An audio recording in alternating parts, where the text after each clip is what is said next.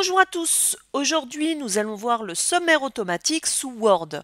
Alors au préalable et de façon incontournable, je vous conseille vivement d'aller voir le tuto sur les styles sous Word. Ce tuto est indissociable du sommaire automatique.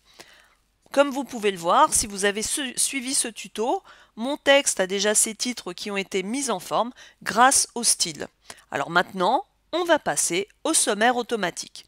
Alors pourquoi faire un sommaire automatique? C'est simple.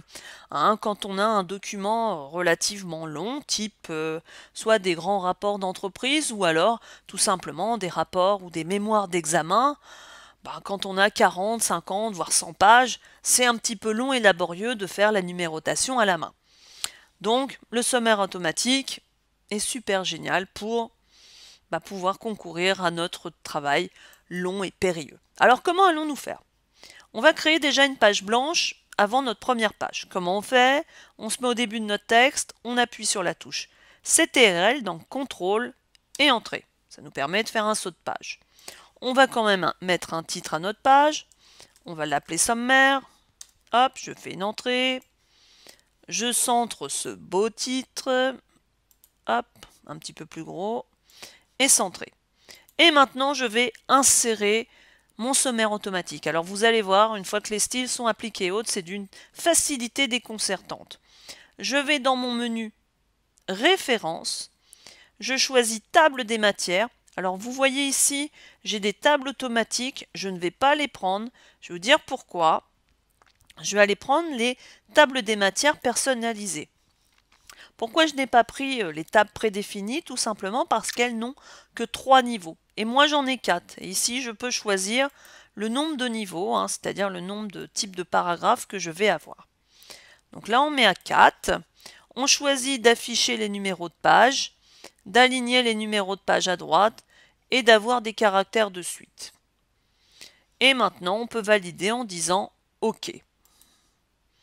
Voilà, notre sommaire automatique apparaît, c'est miraculeux, c'est formidable, tout est génial, j'ai mes numéros de page qui sont en plus bien alignés.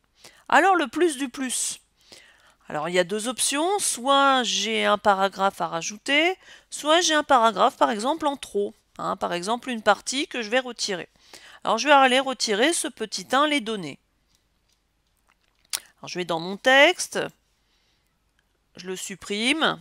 Alors je supprime pas tout évidemment. Hop. Alors vous voyez le petit 1 ici, le suivi de la numérotation s'est fait automatiquement, mais pas ici. C'est pas grave, on va aller voir que ça va se faire automatiquement sans aucun souci.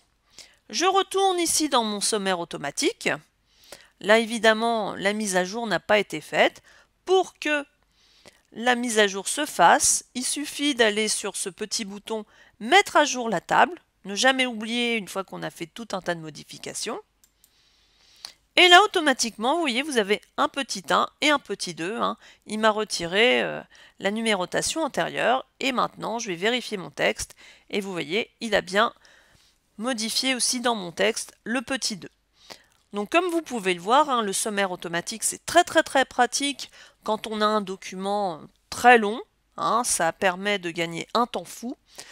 Évidemment, sans oublier d'utiliser les styles. Donc j'espère que ce tuto vous sera d'une utilité, pourquoi pas, dans un cadre d'examen. Donc en attendant, je vous dis à bientôt pour un autre tuto.